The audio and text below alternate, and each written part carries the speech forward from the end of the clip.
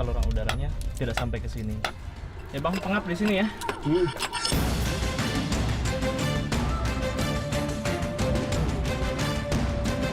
Anda sudah membuat aturan Anda sendiri.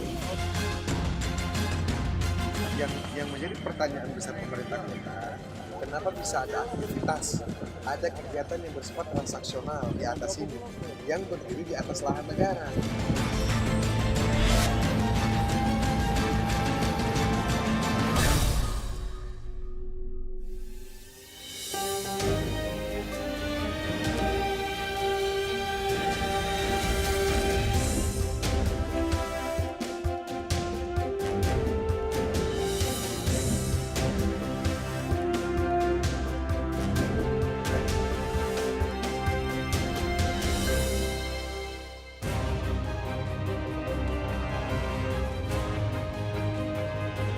Lebih dari 10 tahun, polemik tambang Poboya terus berlangsung. Sengkarut emas masih bergulir hingga sekarang. Atap kota Palu sedang menangis. Rimbunnya pepohonan di Taman Hutan Raya atau Tahura sedikit demi sedikit mulai terkikis.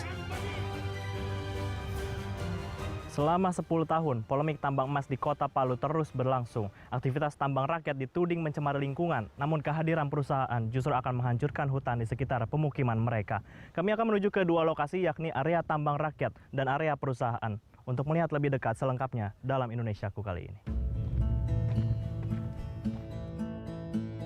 Tim Indonesiaku menelusuri permasalahan ini dari sumbernya. Kami menuju ke lokasi tambang emas di Kelurahan Poboya.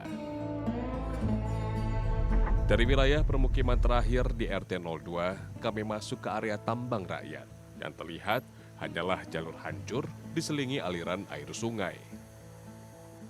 Jaraknya sekitar 3 km dari permukiman. Penambangan menjalar dari tepi sungai hingga ke puncak wilayah pegunungan. Setiba di lokasi, kami temui para perantau dari daerah lain yang kini menjadi penambang emas Poboya. Kami diajak menyusuri kios-kios yang sedang tutup. Sampai akhir tahun lalu, deretan bangunan kayu ini merupakan pertokoan dan warung makan bagi para penambang. Ribuan orang mengais rezeki di sini. Area ini mulai ditinggalkan karena semakin berkurangnya hasil emas dari tanah Poboya. Ditambah pula dengan adanya penertiban dari pihak kepolisian terhadap aktivitas tambang rakyat. Kelurahan Poboya memiliki luas 63 km persegi.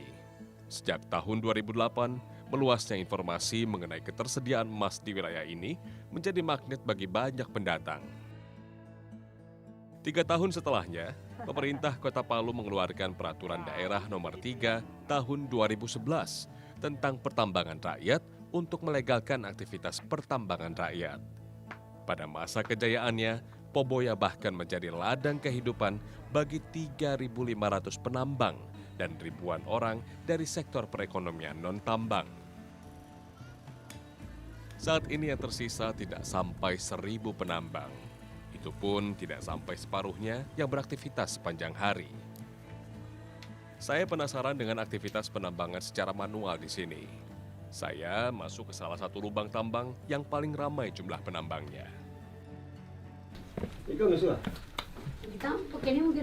Pak. Saya mau lihat ini proses menambang dari mulai ketok-ketok sampai jadi itu bisa itu? Habis Di dalamnya? Ya ini jalan ke dalam itu. Gitu ya. Bapak bisa Kan ada temani kunci ke dalam, boleh. Tapi Bisa ya? nanti pakai senter ini, Pak. Oh ya. Ini semua harus pakai ini? Iya harus pakai begitu. Kalau tidak pakai begitu tidak kelihatan jalan. Gelap. Gelap sekali ya? Iya. Oke. Dalam 10 meter pertama, sudah saya temui sekitar 5 orang penambang. Semakin ke dalam, semakin banyak saya temui penambang lainnya. Jadi biasa di sini saya pikir di dalam satu lubang hanya ada sekitar 5-10 orang, ternyata masuk ke dalam sini ada 1, 2, 3, 4, 5. Di dalam lagi masih ada lagi. Banyak orang. Dan ini setiap guanya masih bercabang-cabang. Masing-masing punya majuan sih. Masing-masing ada ya. Oke, kita ke dalam lagi Pak, boleh Pak? Iya boleh. Boleh.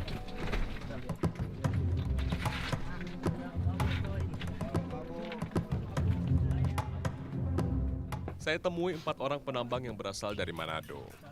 Selama 8 tahun, mereka menggali di lubang yang sama dan mengeksplorasi jalur-jalur baru dari urat emas yang mereka lihat. Lubangnya sama ini. Waktu awal bayangannya apa waktu mau buka lubang di sini? Bayangannya memang akan dapat emas banyak atau Ya mudah-mudahan seperti itu. ya. Tapi sampai sekarang sudah dapat banyak? Ya boleh. Boleh ya? Bisa kasih tahu saya berapa gitu kira-kira biasanya? Penghasilannya Ya, sebulan. penghasilan sebulan atau biasanya dapatnya berapa lama gitu? Biasa dia kalau buat olah perak itu sampai 1 bulan. 1 bulan ya? Iya. Berapa itu hasil bisa? Bisa sampai 1 orang dapat 2 juta. 2 juta 1 bulan, lumayan ya? Berdasarkan data berbagai riset, penggalian emas 10 tahun terakhir ternyata belum mencapai 10% dari total cadangan emas di Tanah Poboya. Artinya, 90% sisanya seharusnya mampu menghidupi masyarakat hingga 90 tahun ke depan.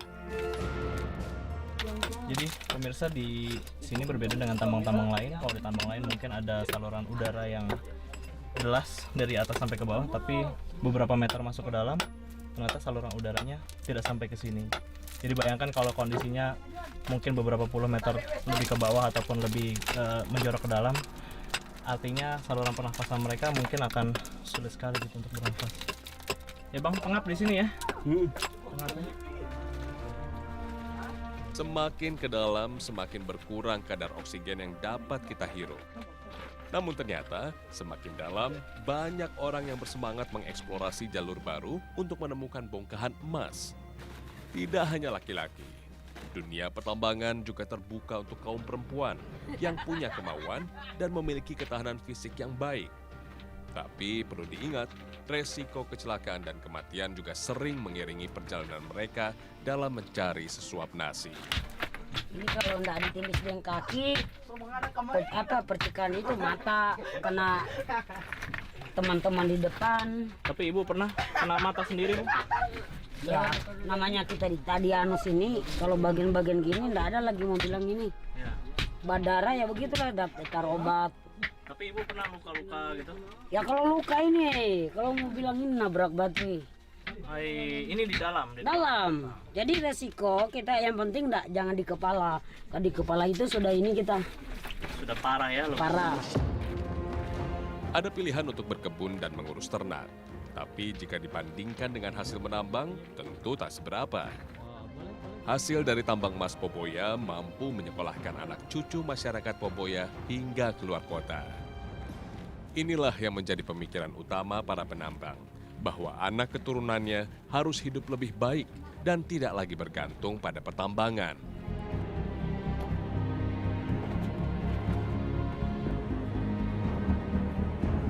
Setiap aktivitas di tambang emas Poboya sangat transaksional.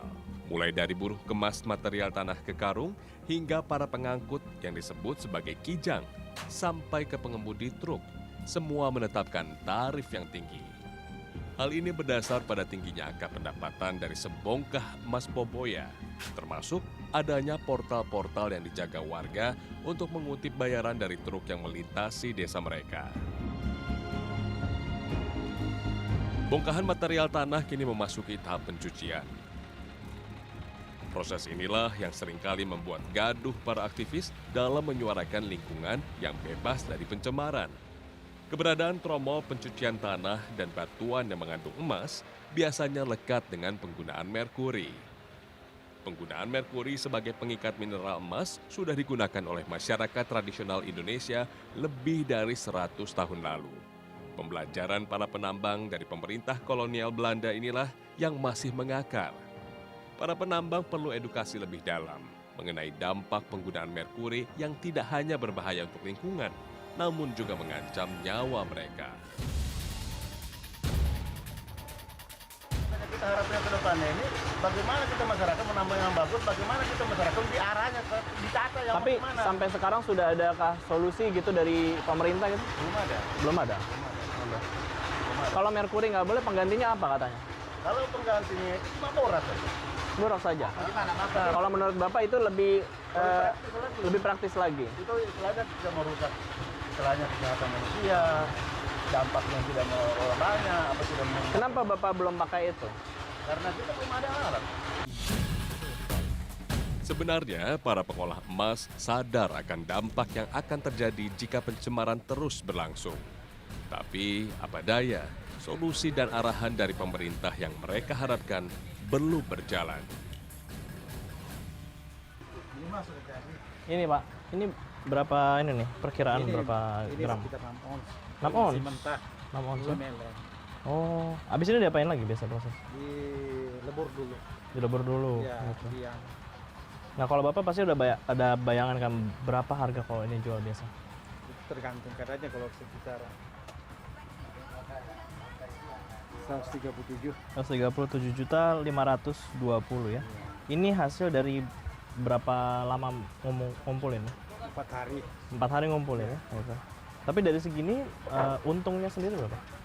Ya tergantung dari anunya. Tergantung harga di pasar Ya, juga gitu ya. pasaran. Kalau dia turun ya untung sedikit. Kalau lagi naik ya bagus. Kenapa bisa ada aktivitas, ada kegiatan yang bersifat transaksional?